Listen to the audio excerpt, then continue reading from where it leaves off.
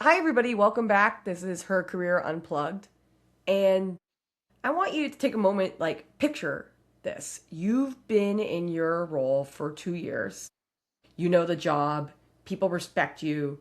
Nothing is on fire in a way that's worse than it is before.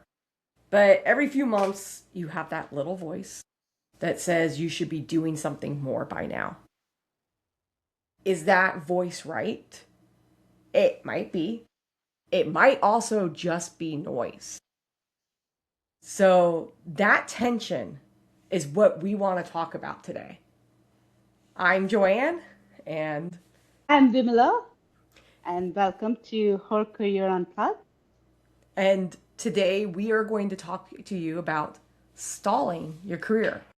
Because sometimes the stall is strategic, and other times it's just a stall. With that, Joanne, let's get into it, right?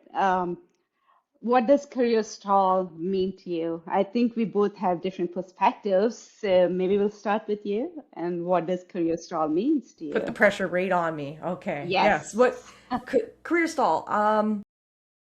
The simplest way of what it means to me is that you're pausing, not saying that you're not doing your job, like not doing your job, but the fact is that you're not doing the hustle to get to the next step.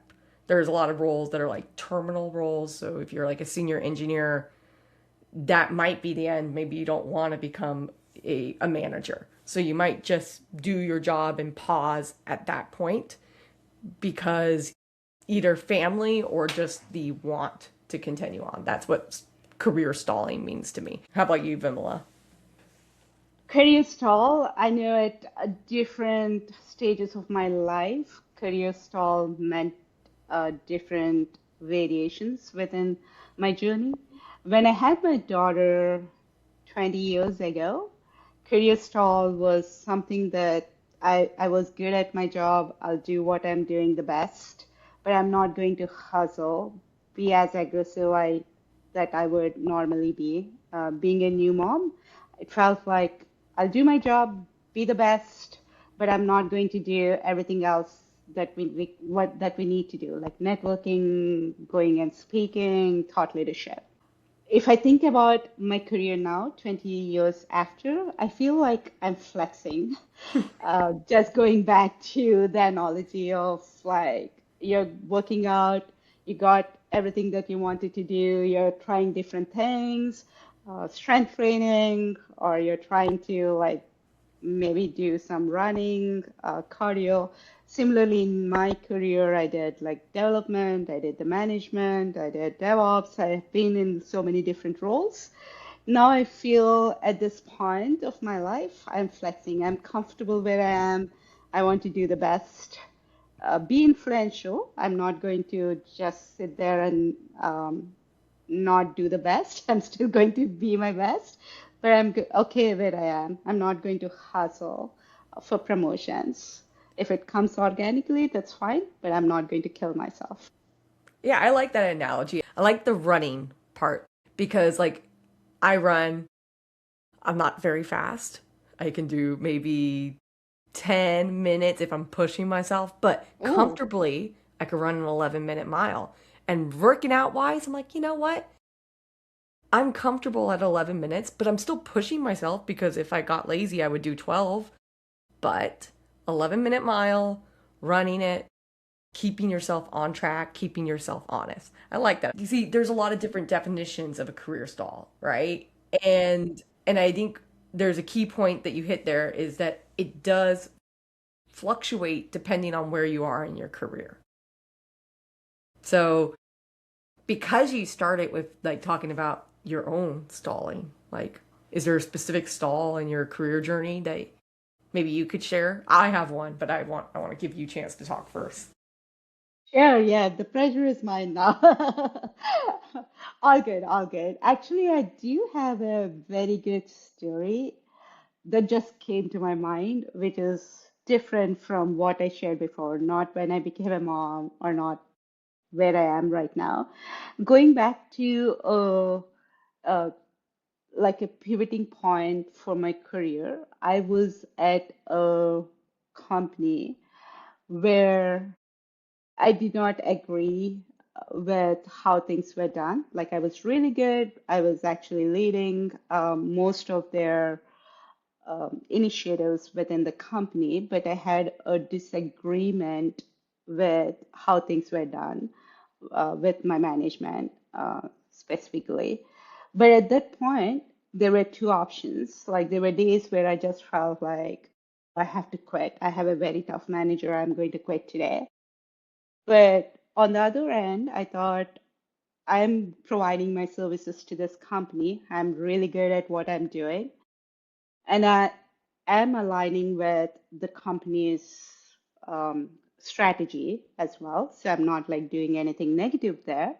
Why do I quit today? Like I'm going to stick around, find another role which I'm interested in, quit at my own on my own terms as well. So at that point, I felt like I was stalling in my career, just sticking around. I made the decision to move on, but I didn't want it to go and just like as you see in movies, like just put in my 2 weeks notice and get out. I'm like, I'm not going to do that or be out of job because I worked hard to be where I was. So that's my personal journey. If I think about my career stall, like it was stalled for a few months there, but I kept on I was still hustling though. I was trying to find another role, but it's another way to kind of look at career stall. So yeah, I am really curious on your story, Joanne. I That's a good point, and mine's kind of similar in a way. I just had my second son, all right, and I think actually for some people, and I'll preface this, you don't need to do what I did, and I think I've always been hustling. So when I had my first son, I took 3 weeks off because there was no maternity leave, and then I worked from home. When I had my second son, I was daring. I took 6 weeks off. So I was a little burned out by this point in my role. I was a director of engineering. The company itself was just always on. And I needed to get out. And I knew I needed to get out. And I took a horizontal job at another company. And I was a little frustrated with myself because I am the hustler, and that's why I want to make sure people understand you don't need to be the hustler. And I was a little disappointed in myself because I was a director of engineering, so shouldn't I just get a VP of engineering role at this point? Why am I doing this?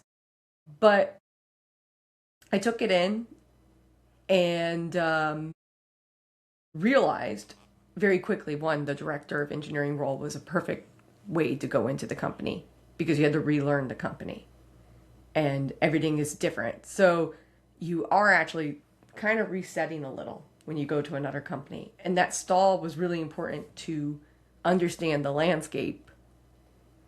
And I will say back now, hindsight wise, that was the strategic stall to wait and not completely get promoted up, because I think if I went up and tried to go for a VP, I would have crashed and burned at the company. Not to say that the company didn't crash and burn. You could probably timeline all this out and figure out what company I'm talking about. But it was a smart move. It was the right move to do. And for my mental health's sake and my family's mental health, it was the right move to make. That is a great story, actually. Watching out for yourself and align it strategically with career stall, right? Like that's a great point. And I think at this point, like, I'm telling one story, but I think there's been, for both of us, multiple pauses within our career of moments where you go, okay, let's do, let's not kill ourselves for this role. I don't need to do 80-hour work weeks. I don't need to do this because for whatever reason it is, maybe taking care of a parent or a family member or our children. And I think that's also part of, like, I can't even think of all those moments in my head of like the 16 years for me of a career journey of how many times I chose to pause for external sakes. And that's still really important, right? And my younger self didn't appreciate that. I will say that much.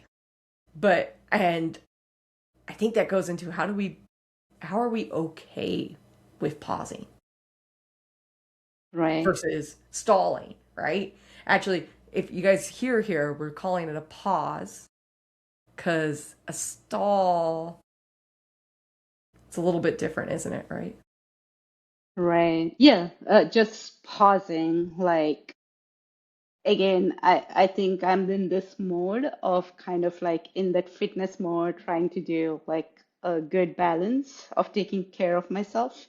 When you say pause, I'm thinking about my Apple Watch asking me to take a stop, like a pause and breathe, right? Like if I go back to that analogy, it feels like we all need this within our career journey.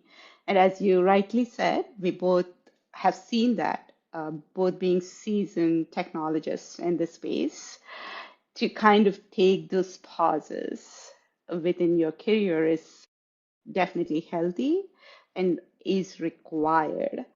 But just like your Apple Watch notifications, you pause for a certain time and then reset and go back, right? Joanne, we did talk about it on how we have to be strategic about these pauses, not to just be complacent, like just be stalling there forever. That's not the message we are sending. It's just those strategic pauses in your career if you need be. One area, like one other story I was thinking about as you're speaking, Joanne, is when I think about my journey, there are some external factors that cause me to pause, whether it's taking care of my daughter, taking care of whatever um, other areas that I had to focus on in my personal journey. But there were times where I just needed time for myself to bring in my sanity. So you drive your career, you kind of take that lead within your career. And if you know whether it's for your mental health, your physical health, or just taking care of yourself or external factors, if you have to pause, it's okay. It's okay to pause. Like you take the driver's seat, you kind of make that decision and don't see it as a negative. Just look at it as a wrinkle in your journey. It's just something small. I Yeah. don't know if that's the right No, term, you're but you're yeah. you're 100% right because really in the grand scheme of things, 9 years ago, I got my PhD in computer science. And I was at this point in my career of a senior engineering manager. And I said, but I want to teach and try out being a professor. So I interviewed, I took the career pivot, I took a 50% pay cut, okay, and became a professor at a university because professors don't make a lot of money. Um, and then COVID happened. And and then my grandma was a health risk. The ideas at that point was like that if I went and started teaching physically at the university, I couldn't visit my mom. So then because my mom was taking care of my grandma, and that was very hard for me. And so I went back to industry. And if you would say, look at the paper, you go, wow, you went over to academia, you completely changed your career. You're going to ruin your industry career.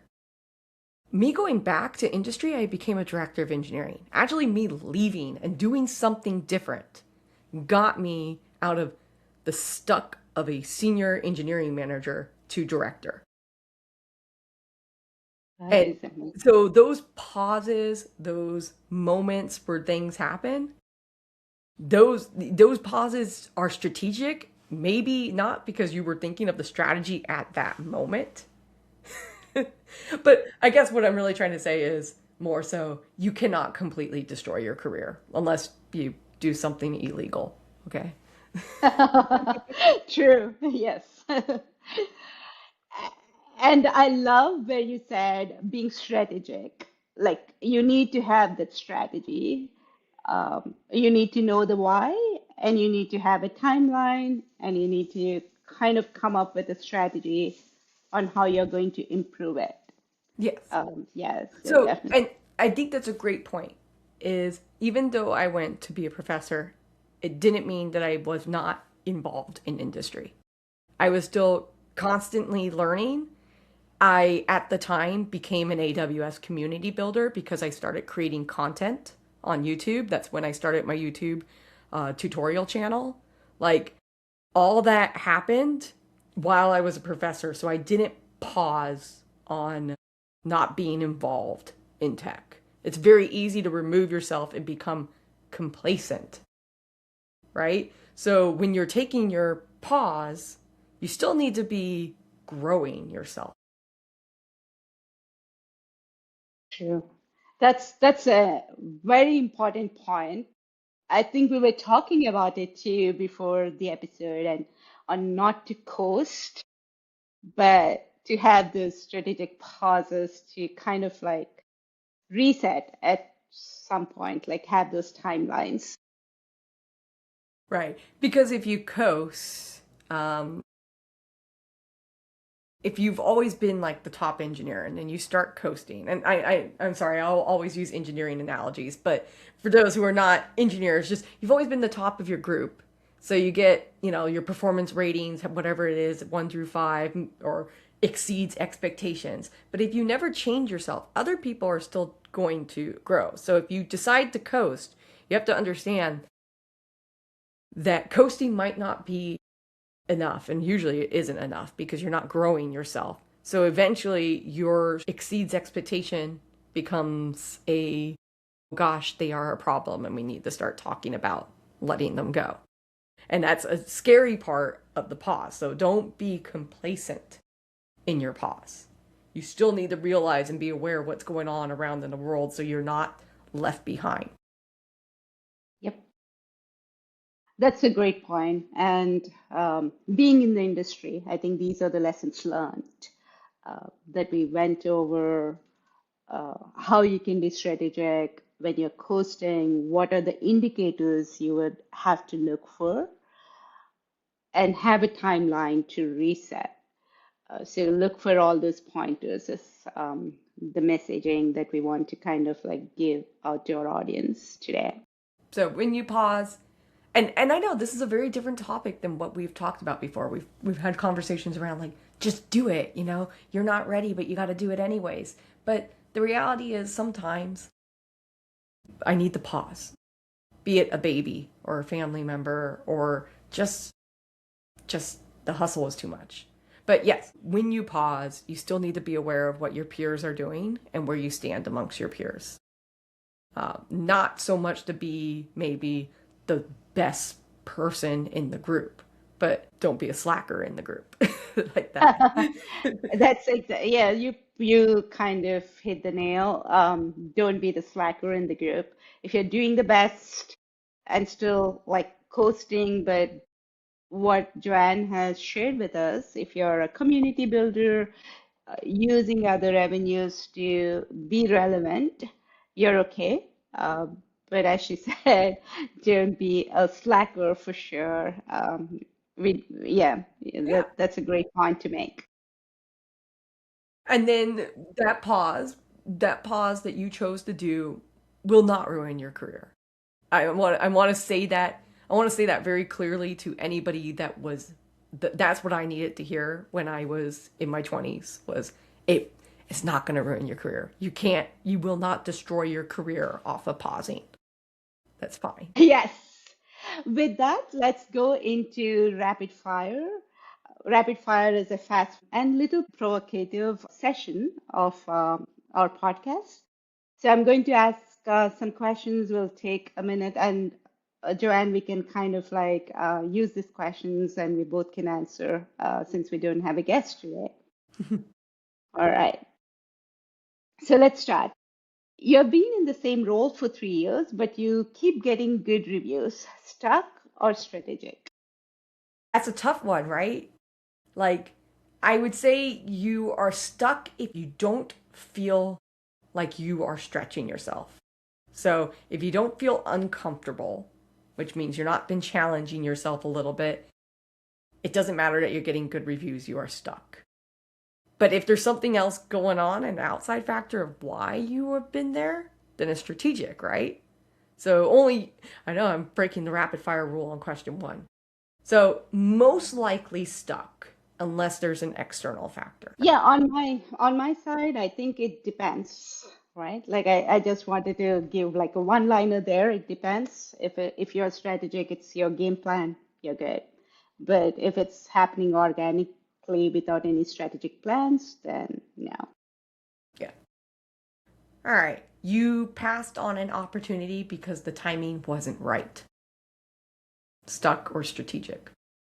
Definitely strategic because the timing was not right. Like the timing may not be right because you have external factors, you're just being aware of your mental health, or you just want to take a breather, totally strategic. You're passing on that opportunity because the opportunity came to you. It means you're doing all the right things and you're going to definitely go back, reset at some point. Yeah, I mean, sometimes you get an opportunity where they want you to talk in 2 weeks, and that's just not realistic. True, true. You're allowed to pass on an opportunity and not kill yourself just because the timing wasn't there, right? Mhm. Awesome.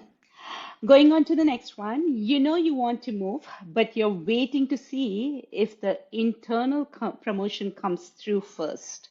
Stuck or strategic? You're stuck. You are stuck. Someone is dangling a carrot in front of you and they're keeping you there. Yes, Do not exactly. fall for it. Like the promotion will come, and if it doesn't come, then you need to start looking and be strategic and leave. Exactly. Plus one on that. I have the same answer. All right. You've stopped raising your hand for new projects because you already have too much on your plate. Stuck or strategic? Definitely strategic. That's one of the episodes we did cover that as well. Learn how to say no. And if you have too much on your plate, you definitely are being strategic by not raising your hand. Yes, 100%. All right, next one, a good one actually.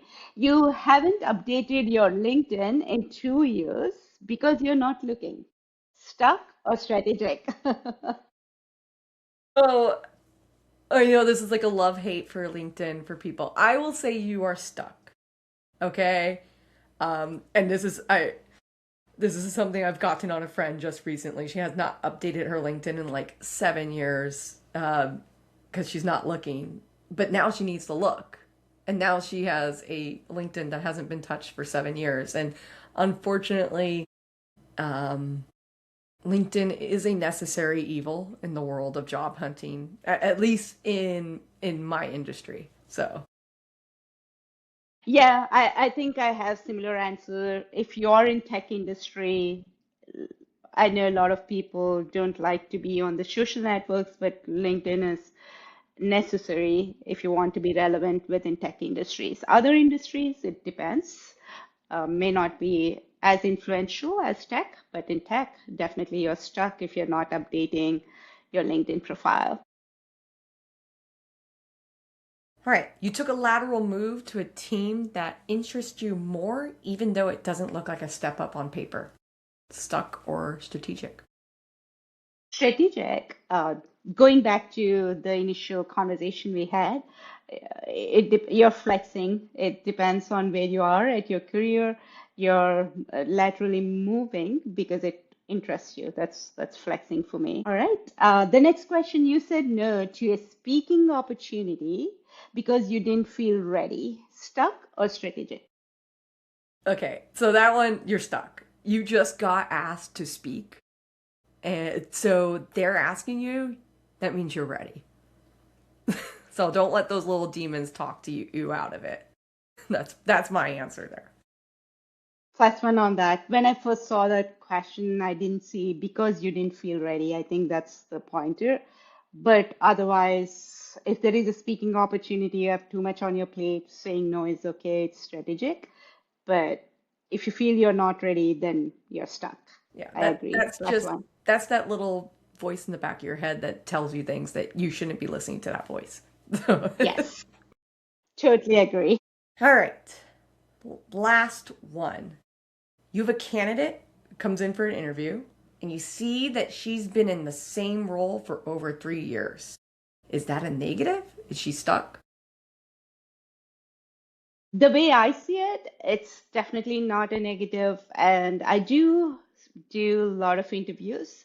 And when I see people moving a lot, I may have a question. I may ask them, like, hey, why are you moving a lot, or why did you have a break?